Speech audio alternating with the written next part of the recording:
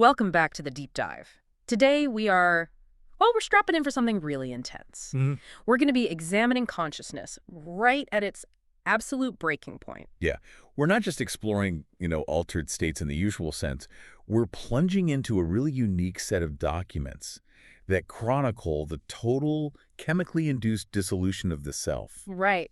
And our mission today is super focused. I mean, it's pretty dramatic, actually. We're analyzing this one individual's account of deep, sustained ego dissolution. But we're specifically comparing two radically different experiences. Okay. You want to ask, when the self breaks apart, does it just shatter into a million pieces, or is there like a blueprint to how it disassembles? And that right there, that distinction is the whole hook for this deep dive. We're comparing one experience where consciousness is taken apart but finds this anchor, this gray curvature, and another where the entire idea of a self is just poof, completely erased, leaving nothing but, chaos and this terrifying internal battle. And it's probably worth mentioning, before we really get into it, that this individual, they already had some familiarity with this kind of mental separation. Ah, yeah, that's a good point. They mentioned a prior accidental overdose as a teenager. Right, the out-of-body experience. Exactly. They described this excruciating pain, but then also this clear, distinct moment of separation. They saw a warm yellow gold light, felt this overwhelming bliss, and then suddenly they're just floating. Yeah, floating in the corner of the room, looking down at their own body, completely detached from all that pain. So that kind of establishes a baseline, a pre-existing capacity for dissociation. It's like their mind already knew how to do a soft reboot before these substances came along and did a hard reset. A hard reset is a good way to put it, exactly. So with that in mind, let's get into the first major event, the high-dose LSD experience. This is our example of a structured dissolution. Okay, so let's unpack this one. This was not a standard trip out of it. It was a massive dose, 3.5 tabs. And the source is really specific. They were different blotters. Which is interesting in itself. Yeah, one was apparently known for neon visuals, another for being more emotional, and the third was just designed for its mindfuck properties. So there were stacking effects. It's like an intentional, multi-layered assault on reality. For sure. And the dosage alone tells you this is going to be non-linear, but what's really remarkable is how organized the onset was. Systematic, almost. Totally. The mind processes the world breaking down in a very specific sequence. It's like a series of operational shutdowns. So what happens first? They're sitting in their truck, and they literally watch the dirt road in front of them get sucked away by black pixels. Like a video game glitching out. Exactly. And the pixels leave nothing behind, just black emptiness. This void starts approaching them, and it's accompanied by this rising, high-pitched buzzing sound. That is fascinating. The systematic replacement of sensory input. It suggests the visual processing center shut down first.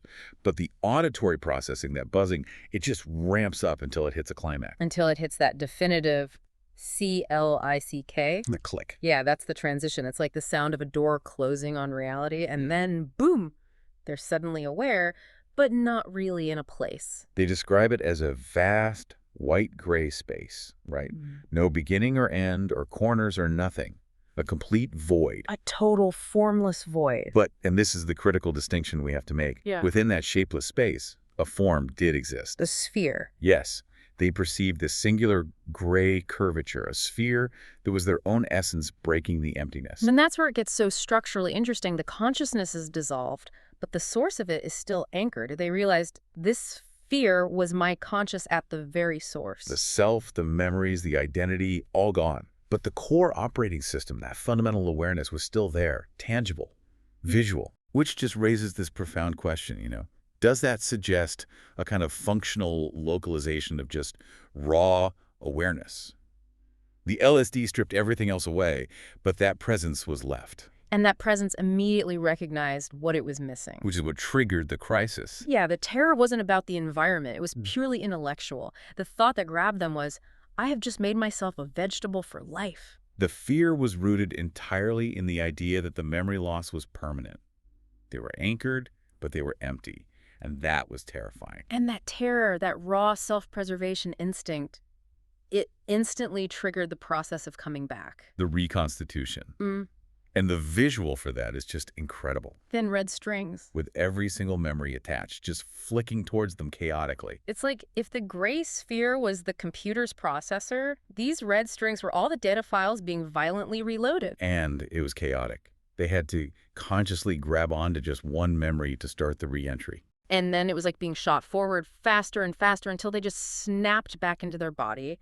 It wasn't gentle. And even the physical return was fragmented. Yeah, that's so bizarre. Black vision, that flashback, top half first, then bottom half. It suggests the visual processing system was coming back online in stages, just like the memories were. And of course, the time distortion. I mean, objectively, it was 5 seconds. 5. But to them, it felt like 10 minutes. That level of dilation just confirms the brain was processing this immense amount of information, every memory they ever had, in a tiny, tiny window of physical time. And the experience wasn't even fully over then. The return was fragile. For the next 2 hours, yeah, their mind would just drift away mid-sentence. They'd start talking gibberish, then snap back and say, fuck, I just went away again. They said it happened about 10 more times. So the LSD created this structured departure and return, but the anchor was still weak, still vulnerable to just slipping. Okay, so now let's pivot. Let's pivot entirely because we are moving from that structured, classic psychedelic experience to, well, to something far more chaotic. Alpha PVP. Alpha PVP. A potent synthetic cathinone. You might have heard of it as flocka or gravel. And the chemical difference here is so important for this deep dive. LSD is mostly modulating serotonin receptors, which gives you those, well, structured, often meaningful distortions. Right. Alpha PVP is completely different. It's a powerful reuptake inhibitor for dopamine and norepinephrine. So we're not modulating, we're flooding. We are flooding. A massive toxic flood of excitatory neurotransmitters. It pushes the brain very quickly into a state of acute psychosis and delirium. And the source is crystal clear on this. This experience was way worse than the acid trip. Way worse, but, and this is critical, with a very different initial experience of terror. So let's talk about that first alpha PVP state, the brain wipe. Yes. This was just complete and total identity loss. The world faded, there were no memories, they didn't know their own name. Didn't even know what a family was. Any context was just gone. This is a level of erasure it's beyond ego death, it's identity death. It is. And what's so fascinating is the paradox around the emotion. Right. They explicitly state, I wasn't scared though, because to be scared, you have to have prior knowledge. That is just wild. If your cognitive slate is wiped clean, you don't have the context for fear. Danger doesn't exist as a concept. Exactly. So terror is an impossibility. The only thoughts left were these purely foundational philosophical questions. Who am I? Am I something? What something am I? Do I have family? It's pure existential questioning, but it's driven by a total lack of reference, not by any kind of emotional panic. So it suggests the alpha PVP's mechanism is so aggressive, it bypasses the emotional centers and goes straight for memory. It seems to strip the context out of both working memory and long-term storage. You compare that to the LSD. Hmm. The LSD left the anchor, the gray sphere, and the retrieval mechanism, the strings. So fear could trigger the return. But here, alpha PVP just erased the whole system. There was nothing to be afraid for. And coming out of that state sounds just as bizarre. Oh, messy. They describe it as coming down through hundreds of thousands of dimensions, bursting through each, and each making absolutely no sense and 100% foreign. Pure information overload. As the cognitive systems just sputter back to life. And this chaos, I think, is what led to that dual perspective. Seeing themselves in first person and third at the same time. Yeah. If the central concept of I is gone, the mind is trying to observe its own fragmented self from the outside. The observer's still there, but it has no fixed viewpoint.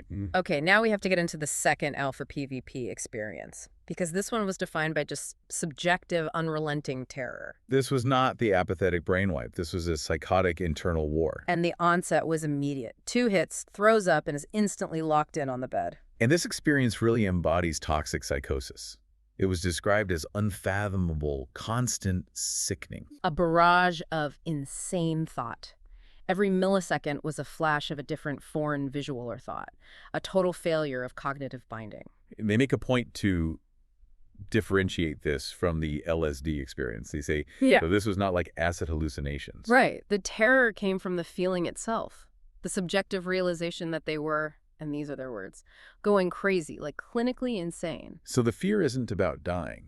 It's about permanent psychological fracture, imminent fracture. Which raises a critical question. What is the brain actually doing for 45 minutes? What is it fighting? It's fighting to hold on to the last bit of sanity. The individual felt themselves constantly slipping into this insanity void. You can almost translate that subjective feeling into the objective reality of the brain just failing to maintain a cohesive narrative of self. They described it as the brain taking blow after blow after blow, getting beat down and down, but fighting to not lose it all. That is such a powerful description of a primal, instinctual mechanism just trying to maintain baseline cognitive integrity. And the external validation of this, I mean, it's genuinely chilling. Yeah. So internally, this massive war is happening, but externally, they're just stuck, head wedged between their legs. And they thought they were yelling at their roommate, begging them to push them over onto their back to stop this collapse. But the roommate confirmed later. They never said a word. Not a single word. They made one weird noise, looked up once with what the roommate called empty and dead eyes, and then were completely unresponsive. Head down for 45 minutes. 45 straight minutes of continuous high-intensity internal psychological combat, while externally rigid. That shows you where all the brain's resources were going. Full power to internal systems to prevent a total meltdown. Absolutely. The return was a forced effort. They said it was like the definition of insanity, and then finally relief.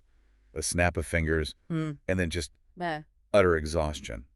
So if we synthesize these two reports for you, the listener, you really see two fundamentally different types of breakdown. The high-dose LSD experience was chaotic, yes, but it was fundamentally structured. The LSD basically created a safety net. The conscious source, that gray sphere, it stayed intact. It was an anchor. Right.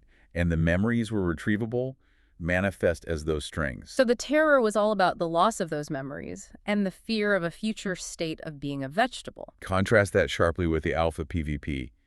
The identity itself was the primary target, Which led to two very different but equally terrifying outcomes. In one case, the erasure was so complete that the lack of knowledge created this strange existential apathy. No knowledge, no fear. But in the second instance, and this is the more terrifying one, it led to this immediate, visceral psychological war. Yeah. The flood of foreign, disjointed thoughts created a subjective terror that was just. It was far greater than anything on the LSD trip. Because the battle wasn't for the future, it was for right now. For present, psychological survival against the feeling of going clinically insane moment to moment. And that's the key takeaway, the difference in terror. Fear of future permanence versus the fear of present moment-to-moment collapse. LSD dismantled the personality but left the framework. Alpha PVP, just. It eradicated the self and left consciousness fighting its own toxic, chaotic mechanisms with no emperor at all. No foundation to cling to. It's just a profound study in neurochemistry, the fragility of identity. It shows that consciousness can exist even when it's stripped of all its personal content. But the moment that foundational awareness itself starts to fragment under that kind of relentless assault. The brain initiates a full-scale war to stop the collapse. Exactly. And the final provocative thought for you to consider is this. That person's brain fought for 45 minutes against a complete breakdown of reality. It generated enough internal resistance to feel like screaming, even though it was externally motionless. What does that epic silent standoff tell us about the fundamental, maybe even instinctual mechanisms that are dedicated solely to maintaining the bare minimum standard of sanity and self-awareness? It suggests that just keeping the lights on, even when everything else is burning down, is the brain's most powerful, non-negotiable directive. A compelling idea about the true resilience of the mind. Something to mull over until our next deep dive. We'll see you then.